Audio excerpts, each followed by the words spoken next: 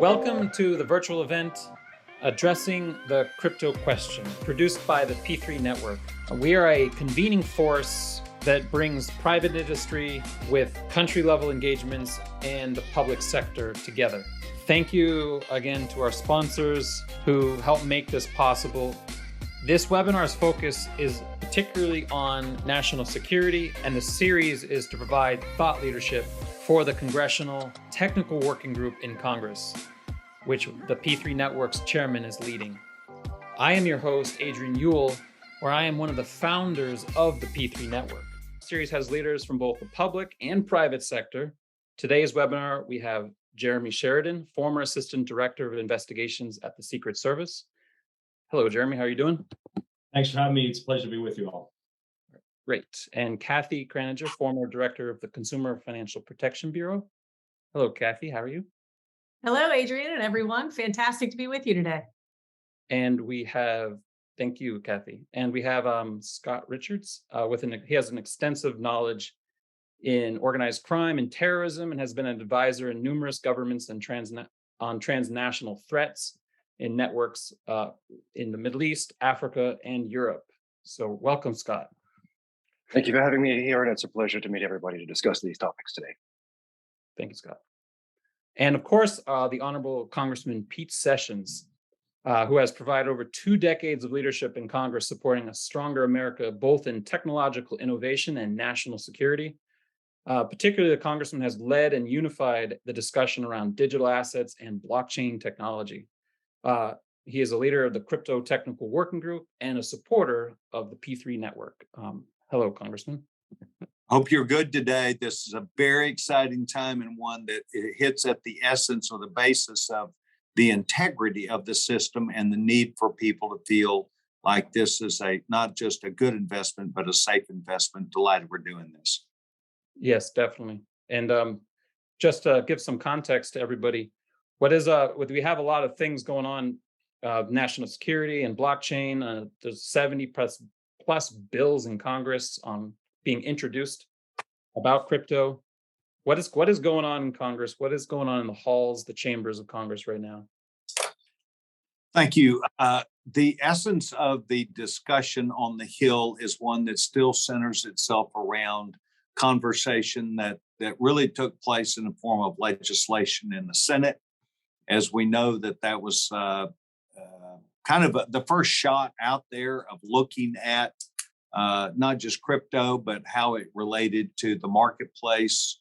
The primary drivers of this, as we all know and understand, is trying to make sure that the embedded opportunities that people have to invest will become ubiquitous across the system, across the opportunity for people, wherever they live, wherever they work, to be able to have a secure investment, one that is interchangeable and one that has a healthy opportunity for growth and security and safety. So the discussions have been around activities, not just in Houston, not just Miami, but really in webinars and conversations all around the country, where people are getting their head around how are we going to ensure that the laws and rules and regulations that are written conform with what we believe will be agency directives that they will be given.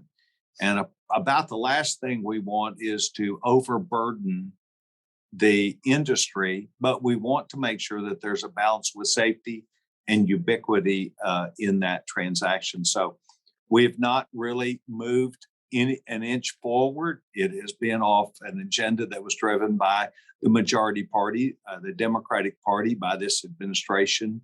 And then on the administrative side, you have seen where President Biden has given directive to agencies to come up with their thoughts, ideas, and plans, including the Internal Revenue Service, who is going to add 88,000 new employees. So I can bet at least 1 or 2 of those will be focused on how they're going to over-regulate and burden people who do this. But get ready, because that's where the entire marketplace is. So that's just a waterfront, as you talked about, issue up top. Yeah, thanks, Congressman. And as I said, you're a P3 network partner and also a real great support leader of the Crypto Technical Working Group, and that's essential for the future of what DeFi and opening up different districts to the opportunities for economic innovation. So thank you again. So Kathy, based on that, what are some of the implications of a nation failing to adopt blockchain technology and innovation in an increasingly multipolar world? Well, it's a fantastic, wide-ranging question, to be sure, Adrian, and I know we'll have a lot of opportunity to discuss it. But let me start at least from the first overall point, which is the opportunity and what really blockchain technology represents. It's the next iteration of the internet, and it really is going to touch everyone's lives in myriad ways. It takes you back to really the early 1990s, before we all had cell phones in our hands, before there was e-commerce, and then certainly the dynamics of a multipolar world. You get to, where is the manufacturing base for this technology? Where is the human capital around this technology? And certainly with the internet, the US led. And that was fundamental to, the world we find ourselves in today. Look, from a regulatory standpoint, we have not solved all of the issues by any stretch of the imagination. Certainly, there are concerns about social media and even the engineering of information by nation state actors, by the way, to influence election outcomes in different countries. So, the implications of the technology are substantial to national security interests. And we haven't solved all of them with the internet, but we also recognize that this was not something that we should be seeking to stop. So the US has to lead. And I would say that the Biden administration and the executive order the president issued laid out the interests, the national interests of the United States very clearly. It was recognizing that there are interdependencies here and an interplay between US competitiveness, our economic security and interests, the opportunities that we're providing for our own citizens and residents in the United States to really address some issues around financial inclusion, while at the same time really helping us be a continued source of innovation in the world. So I guess I would frame it out from that standpoint. Absolutely, there are risks. I can tell you the industry is really seeking to tackle those risks. That's what the company that I work for now, Solidus Labs, really does. It's about risk monitoring in these markets. But bottom line is that the U.S. really does need to lead, think carefully, and support continued innovation in this space. And does anyone else have any follow-up thoughts? Yeah, I mean, when we talk about national security, as Kathy touched on, it's a lot of people will immediately think of threat when we talk about national security. But what we're really talking about is the whole holistic description of a nation state, economy, infrastructure, everything else like that. And so when we look at what it means to have transparent and fair activity around cryptocurrencies or the use of blockchain in supply chains, we consider that from the perspective of competitiveness and openness. When we look in the context of a multipolar world, other hostile nation states or adversarial nation states is probably a fairer term, whether that be Russia, Iran, China, North Korea. These states can look at the perspective of sanctions and other activities are a threat to their national security from a perspective point of view. And so when we look at what blockchain can mean in terms of the ability for these organizations to create a digital currency, whether it's a digital RMB, to be able to evade sanctions, which is the primary tool of pressure to create conformity. And so in this kind of context, you need to look at what the technology means to innovation for other states that may not be friendly to the international order that we've had since World War II. Great. Adrian, I would also add, I think the narrative around digital assets, cryptocurrency as a whole, takes a very negative perspective. And if you look at the advantages, as have been discussed by Scott and Kathy, in a lot of areas, but the advantages on the security front, that we saw within the Secret Service in my previous role about creating increased investigative opportunities, increased interagency coordination, improved resourcing, additional authorities. Federal judges call this technology a source for probable cause beyond compare. And what this affords in terms of the ability to have actually more secure networks, more trusted interaction and cross-country communication and visibility into financing and financial systems is not, in my opinion, not discussed enough. Yep. Yeah, definitely. And right, I think, because I think what Jeremy adds there is, and I've taken the perspective of, okay, from a kind of a threat analyst point of view, is what are the threats, what are the meanings to national security? And he's absolutely right that the immutable nature of the chain, that data is decentralized, it's impervious to single point data attacks, and that it can be interrogated and audited. And then we need to sort of look at what immutable information means for people's lives. What does that mean for your healthcare? What does that mean for your insurance? What does that mean when you have an absolute persistent record of everything that you've done sort of on a blockchain, which is kind of another layer of the holistic health of a society? And then we also need to look at how threat actors could operate around in creating data sources that use zero knowledge proofs between certain actors. So I know that I am that you're a sanctioned bank or whatever else. You're dealing with another party. You have a ledger, but instead of exchanging information, you use programmatic tools to further enhance your anonymity. So there's kind of an enormous sort of spectrum about what an immutable tool can do, how this can improve our lives, but also because we're relying on programs, the programs can be built with very specific intent and purpose. So it's an incredibly fascinating period that we're going into, that we need to be radically prepared for new paradigms for detection evasion, because again, to what Jeremy says is law enforcement is reliant on the ability to detect organized crime or actors that are seeking to evade sanctions or obfuscate corporate ownership, are seeking to avoid detection by the kinds of people that Jeremy worked with previously, particularly when talking about money-related crimes.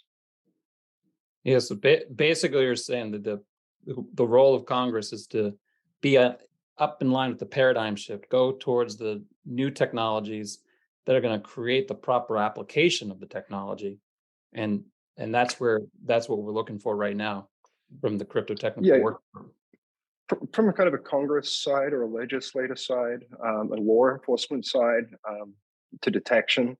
I mean, regulation is a form of protection so that everybody obeys the rules, and that people have safety with investments, transparency, notability. But these are criteria that we set upon our society, and then we hope others follow that are allied or have similar economies.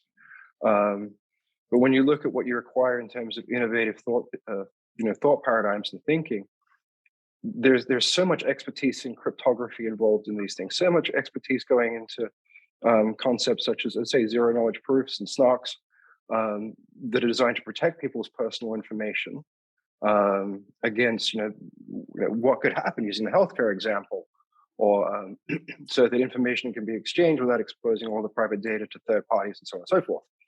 But you can transport those same tool sets into other theaters. So the necessity for innovative red cell-like thinking to how and what to look for would be incredibly important to maintaining stability and security. Yeah, definitely. And that's, stability increases the security of a country. Absolutely. Just Scott, based on what you were just diverting into something else, going back on national security, what are some of your experience in transnational threats and crime? How would a terrorist organization or an insurgent group possibly utilize unregulated digital currencies to funnel their initiatives? I mean, that has occurred. I mean, it was occurred, and there was a case by DOJ relatively recently where they captured 300 accounts related to Hamas's military wing, Al Qaeda, and ISIS. It's generally sort of said that this is occurring at a fairly low level, and that's where I come back to the notion of detection. Because when we're talking about activity taking place in Discord channels, Telegram channels, fundraising by ISIS in Telegram channels, or even then when you get sophisticated actors, and to use the example of ISIS, and this is something that a lot of people don't appreciate enough, is that threat organizations trade tactics, techniques, and procedures. They innovate, and they constantly have to innovate again back to detection. And so, ISIS has longstanding relationships with the 'Ndrangheta, the large Calabrian Italian mafia, moving enormous amounts of narcotic. We're talking busts of 26 million Captagon pills, tramadol. And so as these organizations come into organizations that professionally money launder, 'Ndrangheta being one of the largest money laundering mafias in the world, that is their core specialization, they will share techniques, they will trade. And you also have to remember that when we talk about Islamic extremism, we're talking about a very specific set of a small number of people who've known each other for the past 30, 40 years. They communicate regularly, they exchange regularly, they host regularly. And so it's there, it's happening. I mean, there are particular places that I would look for it, like the Hawala systems, which is, it's like an illegal Western Union. And so what cryptocurrency would do for Hawala is remove the necessity for large cash presence. Instead of having to have, $50,000, $100,000, $1 million in one country and $1 million on the other, where they trade ownership, you could just trade ownership of crypto. Much less risk of detection. You don't have to house and store the cash in the same kind of way. And so when you get that intersect, and to use the example, if you wanted to move your money from, one theater to another, say to Afghanistan, you can't go to a weapons market in Peshawar and buy an RPG-7, but you could send your Bitcoin to somebody who would then cash out, and then you'd get your weapons buyer. And you'd have much less exposure. That transaction is instantaneous. So your ability, unless you had, wallet identification of suspect wallets, you wouldn't see it happening until after it was done. Interesting. Kathy, you might have had some experience with Consumer Protection Bureau with unregulated activities. What could you share a little bit about that? Yeah, Adrian, thank you. And I certainly take to heart what Scott and Amal said. I started my career on 9/11 at the Department of Transportation. So I was involved in really the apparatus that we built up after 9/11 with respect to terrorism and countering terrorism, and certainly countering the financing of terrorists, as well as obviously you noted the consumer protection perspective that I bring after my career in financial regulation. So looking at these things holistically, the one thing I would note is that there is illicit activity, but we have not solved the illicit activity problem in traditional finance. So the notion that I don't want to leave listeners with the idea that it is rampant and uncontrolled in crypto markets. There is a whole set of market participants who are engaged in responsible activity. Certainly, I've got Jeremy on here with me as a former law enforcement officer and someone who's really helping to build that infrastructure in the ecosystem, and myself as well. So the vast majority of the activity, just as it is in traditional finance, is very much legal activity of people just seeking to move their money and seeking to build wealth. Addressing scams, addressing frauds, and addressing money laundering activity, criminal activity is something that is critically important. Crypto being a newer technology that people don't fully understand, particularly your mainstream consumers. Definitely a lot more education that needs to happen here. One of my mantras at the CFPB was really focusing on prevention. And the only way to protect people, frankly, in many respects, is to educate them and give them the tools around investing in general. And I think there are absolutely protections that need to be put in place and enforcement, but all of that is after the fact. And so the best way to protect consumers on the front end is educating them. And then certainly important is policing the marketplace consistent with rules. The US crypto markets are not unregulated. In fact, you've got licensed participants all over at the state level with respect certainly to this illicit activity that we're talking about. We have laws that prohibit fraud. And it's really a matter of, as I said, bringing all of that together And the piece for Congress too, as we talked a little bit about, is definitely filling in some gaps that I know the Congressman is working to do, and that others in Congress would also weigh in on. And as we think about particularly the spot market dynamics, like the capability our company brings to bear, is requiring market surveillance, requiring those types of activities to reduce the fraud and manipulation. But just didn't want to leave people with the impression that this is an overwhelming issue or one that we are not working to solve, or that we frankly solved in traditional finance either. Yeah, Congressman, there's some of the infrastructure, the proper application of the technology for bolstering security and other things like that. In your district yourself, you're also promoting the application in ways that's for the betterment of the district too, right? Well, in fact, it does. But let's go back to what Kathy really said. What she really said, I believe, is the essence of the issue, and that is that the responsibility is on the person who's the individual owner.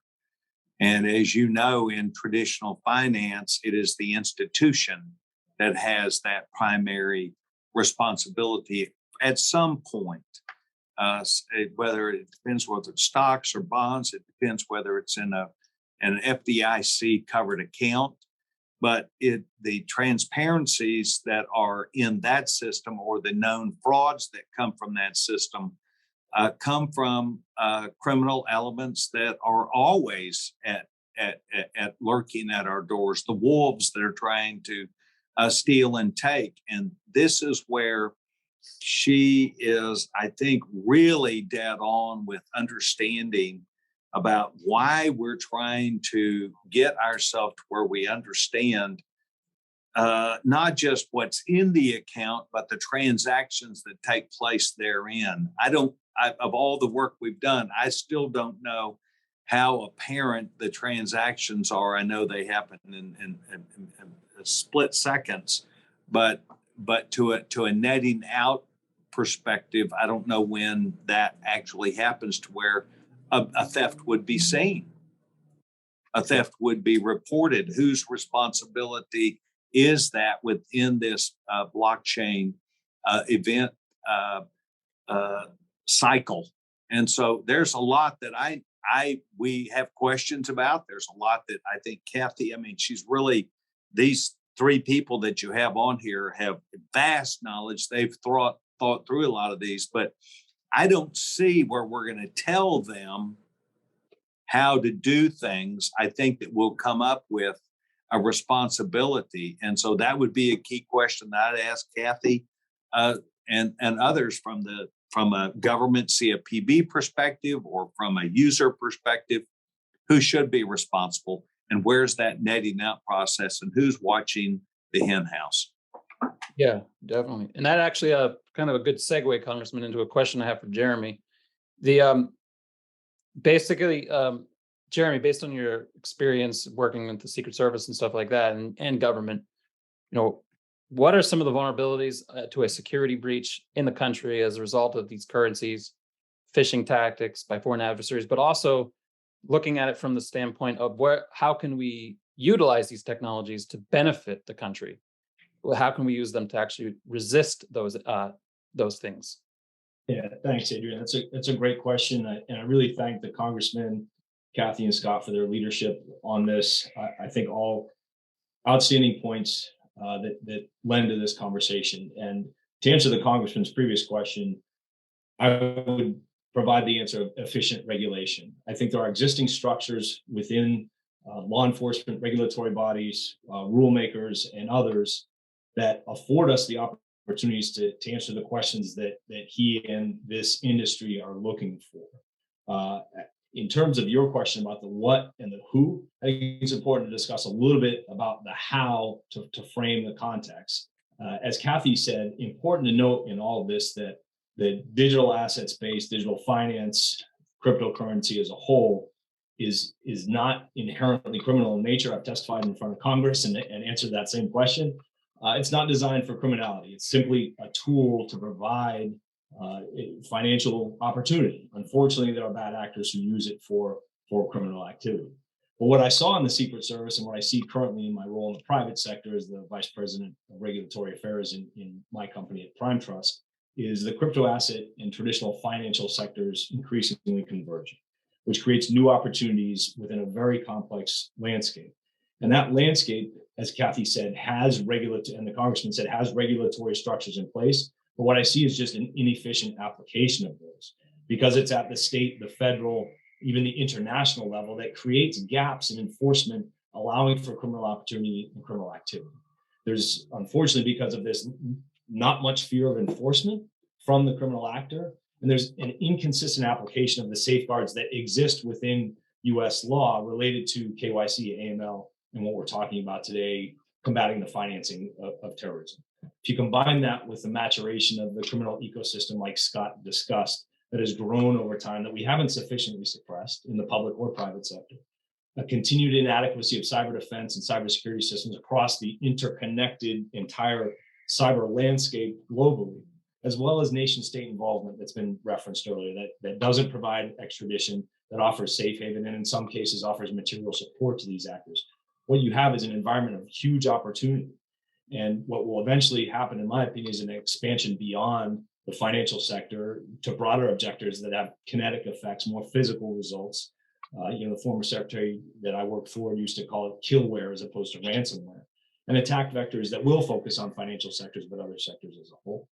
But I do want to address the question about the what and the how. I think that's important. What we're seeing in terms of targeted structures and sectors is primarily in decentralized spaces, DeFi, decentralized exchanges. And again, important to note that this is the lifeblood and the soul of the digital asset world where I work currently.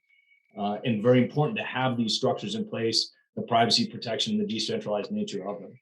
The challenge is that because of their open source code that allows criminal actors to, with an unfettered access, hammer on those systems and explore them for vulnerabilities, evaluate the code, as well as a lack of compliance controls due to their decentralized nature.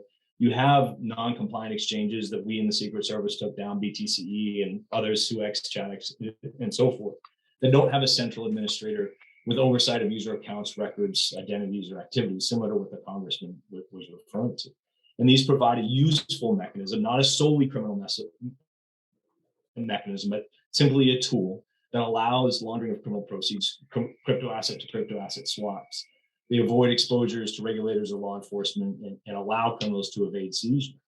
Beyond the exchanges and the platforms themselves, we're seeing a lot of criminal activity in bridges and cross-chain crime bridges that allow interoperability of the entire digital asset financial space, blockchains to be able to communicate with each other, for lack of a better explanation. They're targeted because they often store a ton of value just by nature of that bridge function. We're also seeing, as Scott mentioned, some hacks within communities such as Discord, where there are compromised accounts, account takeovers, where criminals will use these social media accounts to promote fraudulent digital asset activities, primarily NFT projects.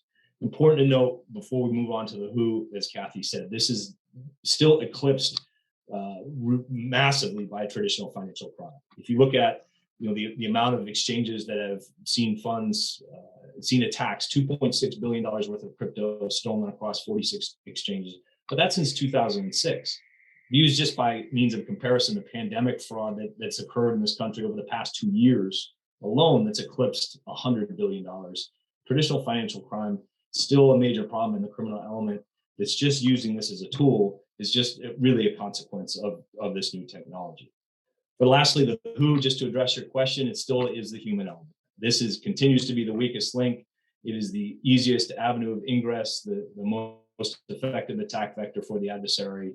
It's the most vulnerable point of any system, and where criminals are gaining their access and foothold through the traditional means that have been done for decades of phishing,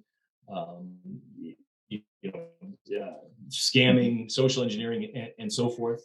I think, to put a term on the most recent exploits we're seeing, pig butchering, I'm sure you've heard in recent times. This is probably the most frequent one just because of the volume of assets and resources available. It's a longer term, more extensive fraud scheme. It's a prolonged exploitation of the target where a relationship is developed that facilitates a higher volume of funds, higher volume of accounts to be targeted and drain, transfer to criminal possession before termination of relationship. All right. Yeah. Thank you, Jeremy. And before, I know Scott and Kathy probably have some follow-up to those ideas because they're pretty phenomenal. I just want to let the Congressman say a few last words because he has a hard stop, and then we'll do just a follow-up thoughts and last ideas you guys have to share, and we can pass those on to the Congressman and the Crypto Technical Working Group. Congressman, could you just have a few last words on for us today? I do.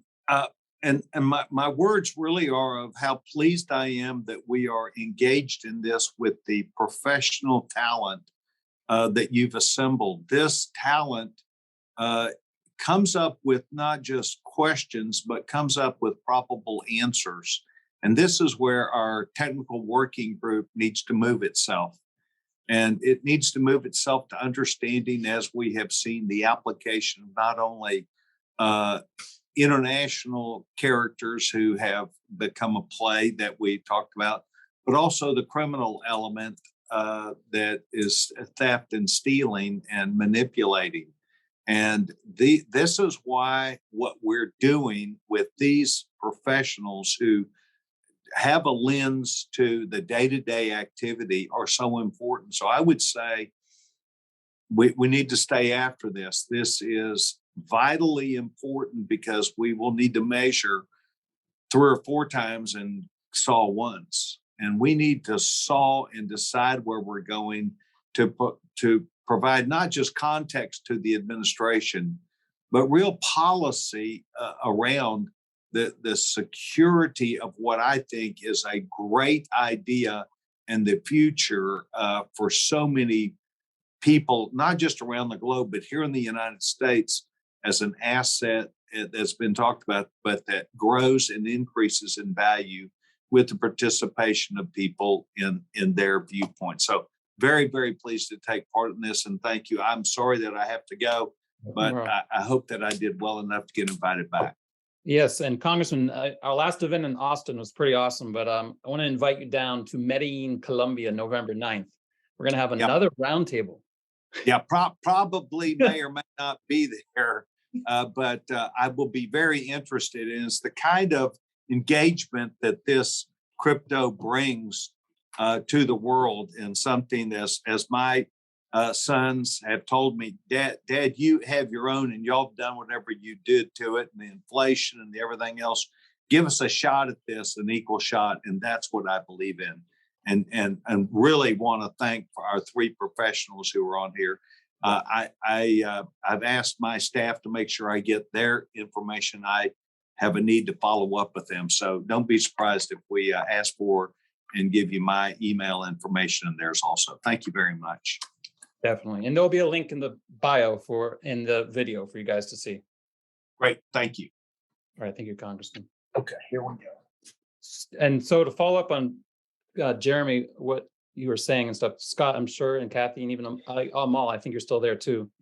There's something I'd like to circle back on between what Kathy and Jeremy both were sort of saying.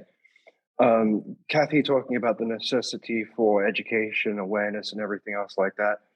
And again, to the nature of how low trust environments are able to proliferate in social media. One really good example when you look at when the web came out and people started doing online transactions, fairly quickly a small trusted group of companies come together to enable payment processing. But if you take the concept of something like Trustpilot, and you have a situation where if companies are going to exchange or trade in crypto, they have to have their smart contracts security audited. And so if you go through a kind of self-regulation process, then you can get, which should be a cryptographically signed item, potentially even an NFT, that somebody could embed in their digital content. It says this site has been evaluated by these licensed security auditors, and their contracts are secure, and they have met these governance compliance standards, which then sets the onus on industry to meet those standards. And so you can visually immediately identify if somebody has gone through compliance and governance. And that to me seems like a very exciting solution. Yeah, I think that's a great point, Scott. if you look at embedded permissions that are being discussed, reg tech, and these types of opportunities that exist within the smart contract structure, and I think it goes in combination. That's the technological approach. It goes with the regulatory government human approach, if you will. That will be a consequence of what's happening with, with Terra, with Celsius, with all these companies that are going through this now massive regulatory review and exposure and assessment. I think what will come out on the other end is both a technologically sound and a policy and political approach that really strengthens the industry and answers a lot of the questions that the congressman and others have looked to in terms of who's responsible, how can we trust, and where's the safe environment. Mhm. Yeah, there I were think so that, many. Oh, go ahead, Scott. no, please go ahead. I was just going to say there are so many issues and threads that it's tough to decide which one to follow. But I'll note that Jeremy kind of went where the congressman was going, and one of the things I wanted to say back to him around, again, who do we hold accountable? I mean, that is the fundamental challenge the regulators are facing, particularly with DeFi. But as we think about the financial regulatory system that we built that gets after intermediaries. The basis of that is actually deposit insurance. That is where the entire system built up from. And there was a good reason for deposit insurance. And obviously so many of the safeguards that the US put into place, in volatile times in, the early 1900s and throughout, the first at least 50 years of the 20th century. So much of that really is where we've gotten today, where people don't bother to read the disclosures they're given because they just assume they're going to be made whole. There is a difference between a deposit that you're making and an investment that you're making. And I think there are some definitional challenges in the crypto space, again, around, is this an investment that you are making, or what is your participation? I can tell you too that many of the consumers that are participating, their reaction is basically, I want to support this space. I like the tech. I'm involved in GameFi. I understand the smart contracts. I actually designed some myself. I mean, so there is a very sophisticated consumer, group here that says, you don't need to protect me. I actually understand what I'm engaged in. You have certainly a group that clearly does not understand and get you back to first principles around understanding investment risk. And if it sounds too good to be true, it probably is. So, it's hard to segment a lot of the things that are happening in this space because there are different types of consumers. And then the last thing is when you get back to the intermediaries, there are many who just believe fundamentally retail investors should not have access to these types of products and services. And I think that's also a crossroads that we get to because, there is a very real, obviously populist dimension to what's happening in this country and across the world that people are saying, no, you're now precluding me from wealth building. You're now precluding me from access to the financial system, just as you have all along. And so we've got a lot of things with respect to culture and law and transparency and trust that are coming together in this space. Yeah, I think Kathy brings up, that's a huge point, that essentially the market needs to decide and have some say in this, right? I think a lot of it is viewed as either binary or extreme choices of centralization or decentralization, right? Or, crypto, not crypto. There is a spectrum here, and I know that internet analogy is tired and overused, but if you look at, the internet as a whole, surface web of what we see day to day is 4% versus deep web and dark web. All gross oversimplification, but different markets, different entrants, different risks, different consequences, different entire ecosystems in a way. And I think the digital asset space can be the same way. There can be completely decentralized, there can be, the middle ground, or there can be really overregulated, and market entrants will make that decision for themselves. And there will be risk, consequences, and rewards associated with each. But I don't think we need to treat it as simply a binary mutually exclusive choice that a lot of times the conversation centers around. And there are companies, like Kathy's, like ours, that have self-regulatory, that have fully compliant, that have compliance first regulatory force as a North Star, as a mission set, as a vision and a strategy. that will afford the safety and the security and the opportunity that the Congressman referenced and others are looking for. Yeah. I think there's a lot of interesting things in here, and my mind's kind of jumping around with all of them. One of the things that comes with the internet is fluidity, and so when you have exchanges or whatever else can move from one jurisdiction to another. We see that, for example, with Binance, which is getting criticized over its lack of compliance and governance. And so if the difficulty is when people, well, not really difficult, the choices that consumers make is when they trade with higher risk institutions that don't meet certain compliance standards. Because you can effectively go on the internet and move your crypto to an exchange anywhere in the world, and ultimately move jurisdiction. And when it comes to enforcement, because it's cross jurisdiction, the legal framework can't follow as quickly. And I think that the reality of needing to have lightweight, efficient regulation is necessary for talent attraction and innovation. It's necessary for creating new models and exploring new spaces. But at the same time, if we look at exotic financial instruments, as we've all talked about, the traditional money markets, there are individuals who specifically design investment packages to be difficult to understand by the SEC. That's fundamentally their job. And so when we talk about crypto, and I believe at this point we still don't have a legal definition even of decentralization. But when we're talking about smart contracts, whichever body is going to lead on regulatory is going to need very sophisticated people to be able to look at smart contracts and look at tokenomics, look at algorithmic stablecoins that are designed to confuse regulators, because they will.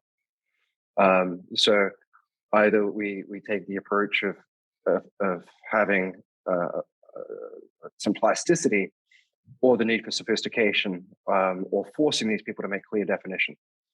Because understanding a smart contract, understanding tokenomics is incredibly niche. Yeah, definitely. Is there any follow-up thought on that question for those that guys? We've gone down lots of different rabbit holes. Yeah, we can go There's many, no doubt many about directions. it. But I guess I would say I completely understand what Scott's saying. I think sometimes though, the way that regulators tend to approach these things, it could be like, I have to throw myself into this. I have to have the experts to support it. I will say that as a former regulator, the ability to actually attract the talent and the people who understand this in great detail, I do think this gets us back to some of the approaches to regulation. Are we talking about really setting a performance standard and performance goals and responsibilities and obligations and enforcement? Or are we talking about, really having to get into the weeds on it? And there's going to be a balance. You have to have a baseline understanding of it. Absolutely. And we've got to grow that, that workforce across the board around technology too. But I think too, there are, I think I'd go back to there are people obviously in the retail investment space who do understand the complexities and do understand the technology and do understand the capability. So treating everyone as one, monolith here out in the world concerns me a bit. But we and I did some work at the CFPB on this, trying to start thinking about how do you segment disclosures? How do you make sure that you don't treat all consumers the same in terms of the way that you could provide disclosures? And I do think there's some opportunity here. Frankly, you get the next generation that expects it. The congressman mentioned his children saying to him, give all of this a chance. The next generation expects it. The government doesn't move fast enough for them. The government doesn't actually provide, the information that they think they want and the opportunities that they want. So how do we, start becoming a little more agile in the way we approach things is the other thing I would add to what Scott noted.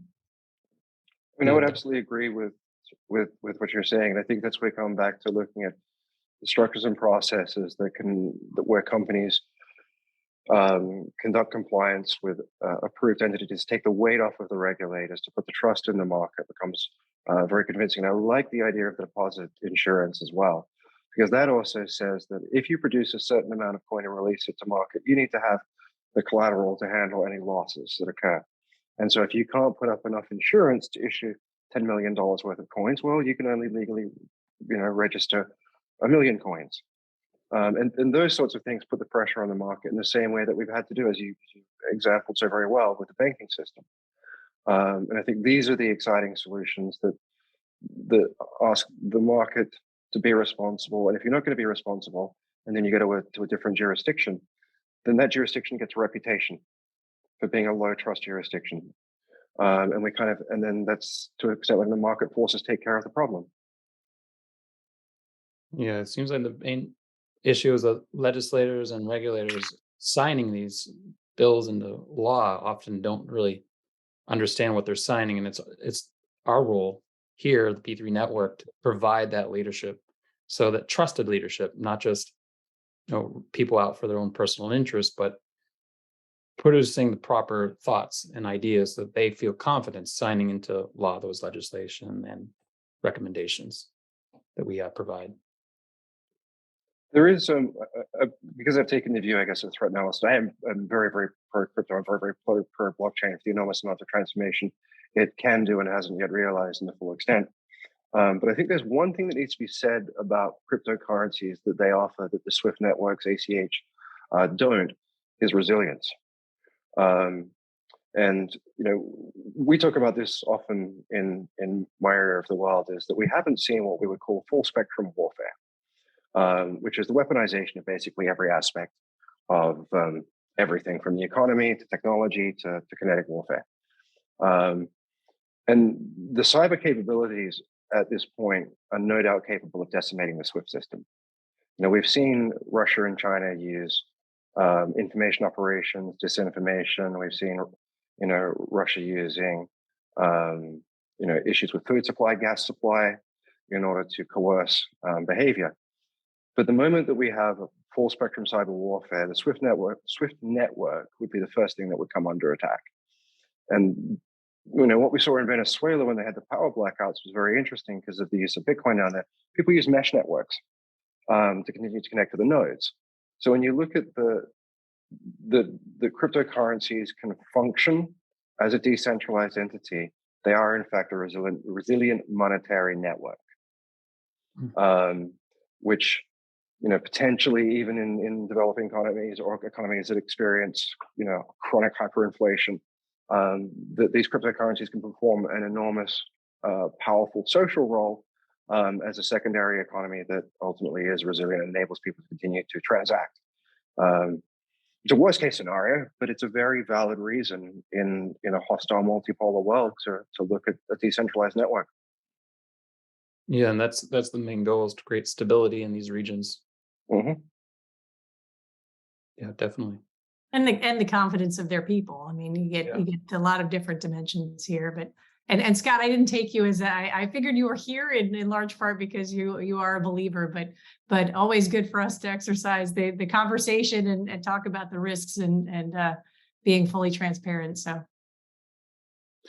appreciate it and thrilled at the insights that Jeremy and yourself have shared, and the thinking that it's certainly spurred. Incredibly welcomed, and the take that you have from consumer protection and looking after the people. Thank you, Kathy, Scott, and Jeremy. And I will also pass on my thanks to Congressman Sessions again for his support today. Everyone's insights were and are invaluable, especially relevant to the goals of the Congressional Crypto Technical Working Group. I give thanks to the audience for being part of the inaugural event. We have lots of exciting things coming up, bridging the gap between the blockchain community and government stakeholders. We host in-person roundtables and stage virtual content with government leaders and private industry around the world. So visit us at p3network.com to stay in touch. And finally, thank you to our team and sponsors again for making this happen. Stay tuned.